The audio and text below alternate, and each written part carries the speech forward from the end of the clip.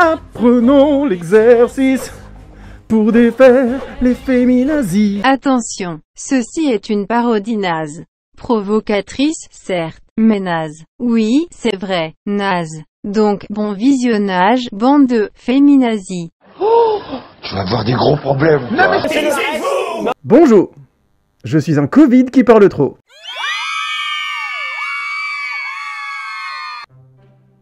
Qu'est-ce qui se passe? L'image est naze. Non, non, c'est l'effet crayon. C'est l'effet crayon de couleur. Les crayons de couleur. Dessin animé, Mulan live, Mulan de... Ouais, non, mais je vais l'enlever. Mulan. Je dirais même plus, Mulan.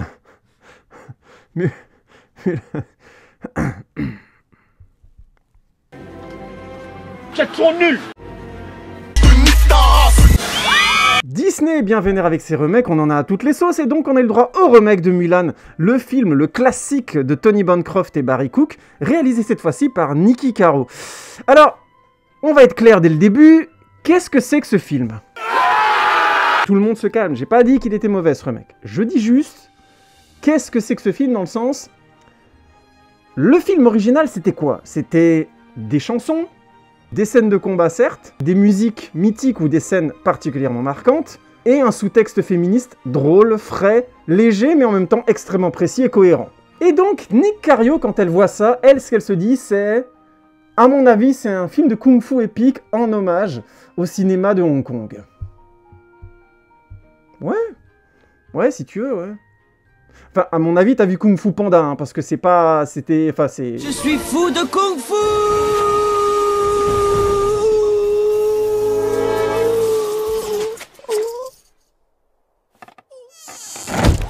Mais admettons l'originalité et ne soyons pas comme tous ces gens qui disent à chaque fois « Refaites-nous la même chose, mais en mieux !»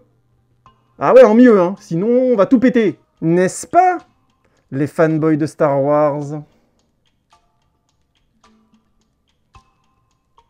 Et pour tous les Star Wars fans, j'ai fait des podcasts sur les 9 épisodes canon. Allez-y, c'est open bar. Oui, je me fais de la pub tout seul.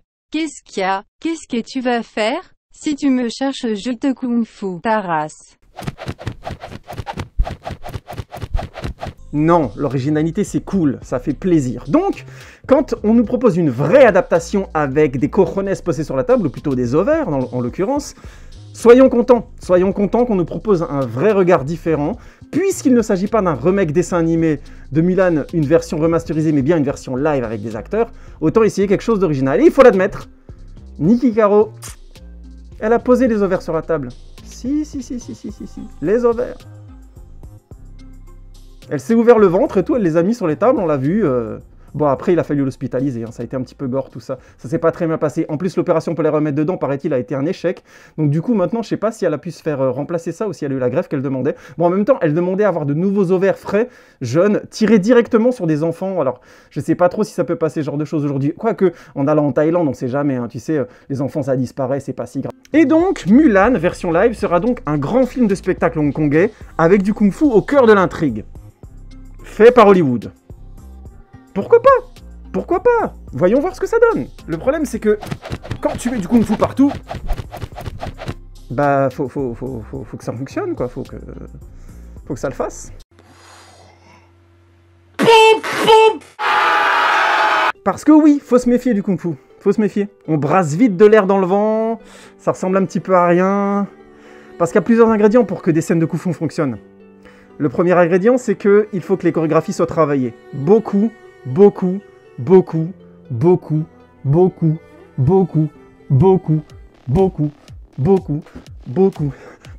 il faut que les scènes soient travaillées énormément pour que la chorégraphie soit organique, physique, efficace, et ainsi de suite. Ensuite, il faut que ça ait une vraie force dans la narration, que ça veuille dire quelque chose dans le fond de la narration et que c'est réellement sa place. Ou alors, au pire des cas, et le mieux c'est que ce soit le cas des deux, que ça raconte quelque chose et que ce soit spectaculaire. Le problème à Hollywood, c'est que, il faut que le montage soit au niveau.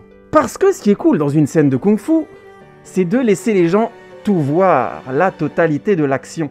C'est spectaculaire parce que c'est vrai, et ça met une tension, une efficacité dans l'action, du punch, à un endroit où le montage, où les effets spéciaux vont à chaque fois, entre guillemets, amoindrir l'effet, ou avoir beaucoup plus de difficultés à rendre le côté spectaculaire. Pour vous donner une échelle d'idée, c'est comme si que vous essayez de me faire dire quelque chose comme ça.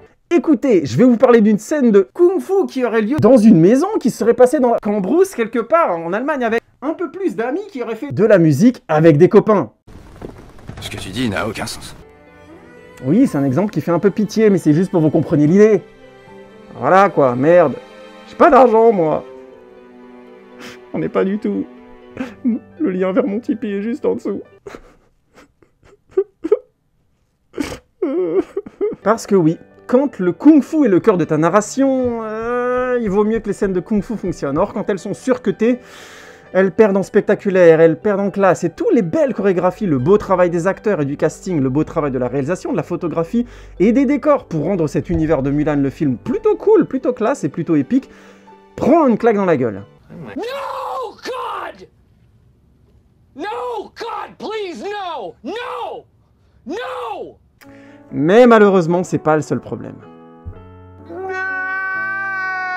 Le film souffre de la comparaison. Un exemple suffira, la transformation dans le film original et la transformation dans le film actuel. Vous voyez le truc? Vous comprenez le délire? Il y en a une qui est épique, forte, avec une musique incroyable et qui se passe sans la moindre ligne de dialogue, mais qui te laisse aucun doute sur le côté mythologique, émotionnellement très fort, l'importance symbolique, sociale et humaine de ce qui se passe. Et de l'autre, on a une transformation qui est une scène bien faite, mais qui n'arrive jamais réellement à décoller. Oh mon Dieu, les gens qui parlent en français, ils ont tellement de charisme. Alors, qu'est-ce qu'on en fait de ce Mulan 2020? Direction poubelle? Non. Le film est pas mal, c'est plutôt un beau spectacle, et enfin, on a une adaptation originale. Avec l'adaptation d'Aladin de Guy Ritchie, qui était quand même peut-être ratée, mais originale. Eh ouais! C'est une adaptation réellement originale et elle propose, elle tente quelque chose. Et ça fait du bien. On a besoin, dans les adaptations que propose Disney, de voir quelque chose de moins froid, de moins sec ou de moins complètement stupide, tel que Le Roi Lion ou Cendrillon. Mais quand même. Quand tu fais du kung-fu ou du combat le cœur de ton film, faut que ça roule. Faut que ce soit spectaculaire, faut que ce soit efficace, faut que ce soit punchy, faut que ce soit poétique. Le film met de la poésie, c'est vrai, mais ça mis à part, aucune chorégraphie ne m'est restée en tête. Et ça, sur un film qui est clairement un hommage au film de grand spectacle hongkongais de la Shaw Brothers.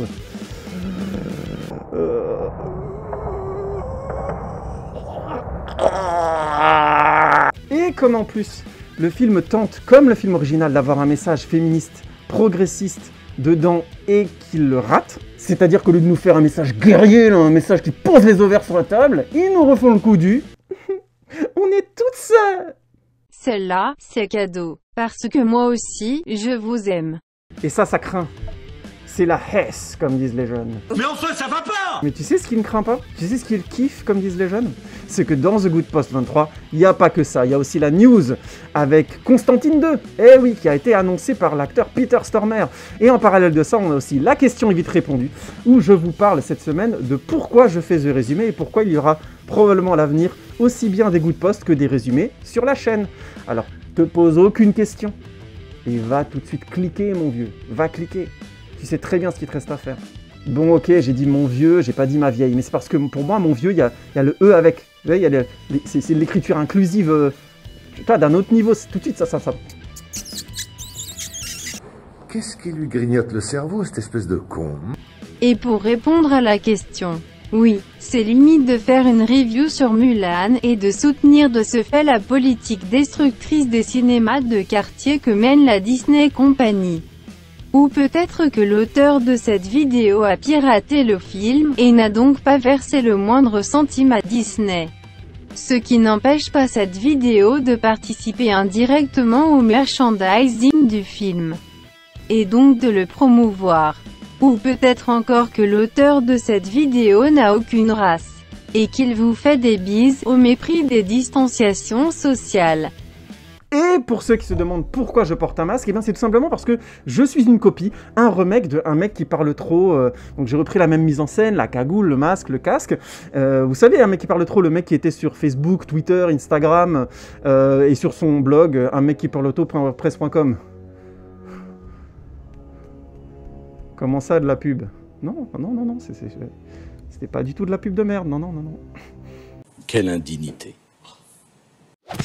Non, moi je crois qu'il faut que vous arrêtiez d'essayer de dire des trucs. Ça fatigue déjà, puis pour les autres, vous vous rendez pas compte de ce que c'est.